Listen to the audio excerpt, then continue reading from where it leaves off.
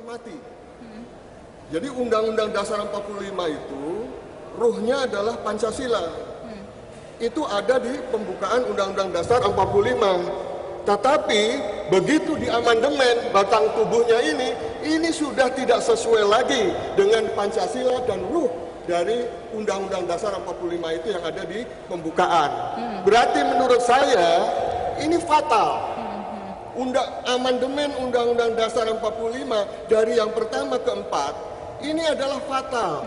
Karena mematikan Undang-Undang Dasar 45 itu sendiri, karena memisahkan dari jiwanya dengan badannya, begitu. Anda melihat apakah apa yang dikerjakan ini bukan waktu yang sempit ya Pak ya, dari tahun 99 sampai tahun 2002 dan banyak juga ada 40 orang yang mengerjakan begitu. Saya tidak menolak perubahan sesuai dengan pasal 37 Undang-Undang Dasar 45 yang asli. Itu Undang-Undang Dasar 45 itu luhur hatinya, budinya sangat luhur, memberikan kesempatan untuk mengadakan perubahan. Tetapi perubahan yang bagaimana? Perubahan yang penyempurnaan, bukan mengganti ruh dan jiwanya. Seperti yang diadakan pada waktu amandemen pertama sampai dengan yang keempat. Pak Lukman mungkin ingin menanggapi? Ya, jadi memang perubahan Undang-Undang Dasar itu hakikatnya adalah memenuhi tuntutan gerakan reformasi ketika itu. Jadi banyak sekali tuntutan reformasi itu, misalnya yang mendasar adalah perlunya perubahan sistem ketatanegaraan kita yang selama ini terlalu memusat hanya pada satu institusi negara. Lalu ini kemudian dicoba diubah dengan pemisahan kekuasaan, begitu yang mekanisme checks and balances, saling mengimbangi dan saling kontrol itu bisa terwujud. Lalu juga tentang tuntutan desentralisasi otonomi daerah. Lalu juga penghormatan terhadap hak asasi manusia. Itulah kenapa kemudian ada bab khusus bahkan 10 pasal dimasukkan dalam Undang-Undang Dasar kita pasal yang 28. tentang HAM itu. Lalu juga yang terkait dengan penghapusan doktrin dui fungsi ABRI ketika itu. Lalu kemudian ada lahir pasal 30 tentang pemisahan TNI dengan Polri. Jadi perubahan-perubahan Undang-Undang Dasar itu hakikatnya adalah upaya untuk mewujudkan tuntutan gerakan reformasi pada ground kita, norma dasar sumber hukum tertinggi kita yaitu Undang-Undang Dasar. Oke. Iya, Pak Gigi sekarang Pak. Jadi gini, Iya. Undang-Undang Dasar itu bukan ground norm. Bukan norma dasar, Pancasila lah yang norma dasar. Di negeri manapun ada yang namanya norma dasar. Nah, kita para founding fathers merumuskan norma dasar itu Pancasila.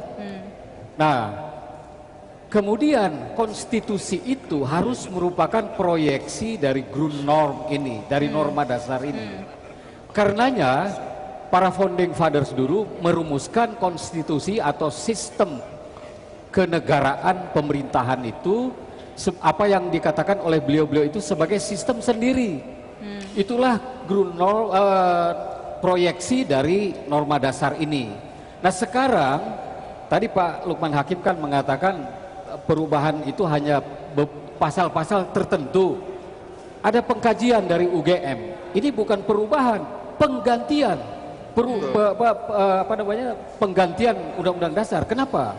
Karena hasil pengkajian itu mengatakan 82,5% pasal-pasal itu sudah berubah. Jadi hanya tersisa 12,5%. Ini berarti undang-undang baru kalau hanya sisa sekian. Oke, baiklah. Sebentar Pak Tiasno, nanti mungkin bisa dijawab. Sama seperti yang ditangkap masyarakat, DPD ingin melakukan amandemen kelima karena ada nuansa ingin menyetarakan diri dengan DPR.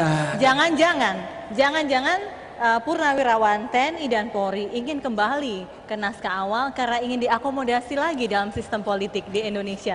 Silakan Pak. Nah, tapi nanti menjawabnya. Kita harus break dulu karena supaya puas menjawabnya tidak dipotong oleh iklan. Pemirsa tetaplah bersama kami. Suara Anda, suara konstitusi akan kembali sesaat lagi. Ya, kembali di suara Anda, suara konstitusi. Pak Yusril silakan melanjutkan. Walaupun tidak mengikuti secara dekat amandemen pertama sampai keempat, bagaimana Anda melihat hasilnya? Ya, amandemen sekarang sudah terjadi. banyak yang positif, tapi banyak hal juga yang perlu kita renungkan kembali secara lebih mendalam. Pasal-pasal HAM begitu banyak, kemudian check and balances sudah terbina, walaupun ada hal yang harus diperbaiki seperti misalnya pengangkatan duta besar yang harus dengan pertimbangan DPR itu agak aneh itu sebenarnya. Ada hal-hal juga yang perlu dipertimbangkan, itu menyangkut tentang satu keadaan yang menurut pendapat saya itu bisa menggiring kepada constitutional crisis. Artinya itu satu keadaan sulit terjadi tapi tidak ada jalan keluar konstitusionalnya. Apa itu? Misalnya begini, ini politik ya sekarang ini. Begini, andai kata misalnya presiden dan wakil presiden itu diberhentikan kedua-duanya, atau meninggal kedua-duanya secara bersamaan. Itu kan UUD 45 sekarang ini hasil amandemen itu mengadop tap MPR dulu, memasukkan bahwa itu ada triumvirat, Menlu segala macam kan, 3 orang itu Menhan sama Mendagri. Sekarang kalau presidennya di-impeach oleh DPR dibawa ke MK, maka presiden itu bubarkan kabinet, triumvirat itu tidak ada.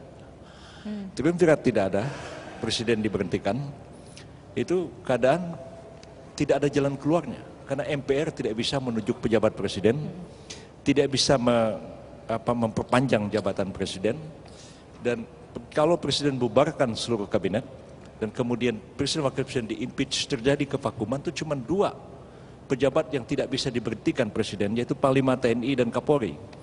Karena dia harus diberhentikan dengan persetujuan DPR. Untuk agar ada jalan keluarnya, maka harus diamandemen. Ini yang tolong dulu. Ini keadaan bisa membuat sangat serius. Ketika itu terjadi, TNI dan Polri ambil alih kekuasaan. Serius masalahnya. Dan itu krisis konstitusi yang belum ada jawabannya.